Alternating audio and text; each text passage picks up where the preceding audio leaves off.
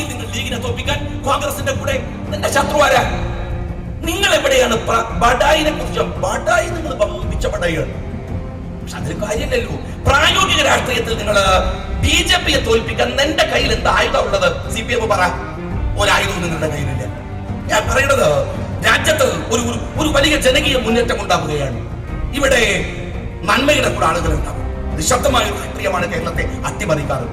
ആ നിശബ്ദ രാഷ്ട്രീയമുണ്ട് ഇവിടെ.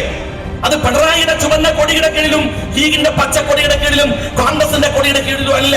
തെറ്റിദ്ധരിക്കണ്ട. അങ്ങനെങ്കിൽ 100 സീറ്റ് കിട്ടിയ UDF തൊട്ടടുത്ത സീറ്റിൽ 40ലേക്ക് പോകില്ലല്ലോ.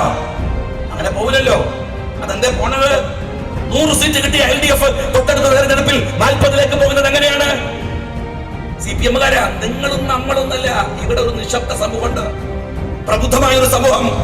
ആ സമൂഹം വിലയിരുത്തും. നിങ്ങൾ ഇടത്തും വലത്തും ലോട്ടറി മാഫിയയും കണ്ണു കച്ചവടക്കാരനെ നിർത്തിയിട്ട് അഭിസാരികയുടെ സാരിത്തുമ്പ് പിടിച്ചു വലിച്ച് ഉമ്മൻചാണ്ടിയെ താഴെ ഇറക്കി ഭരിക്കാമെന്നത് വ്യാമോഹാണ്.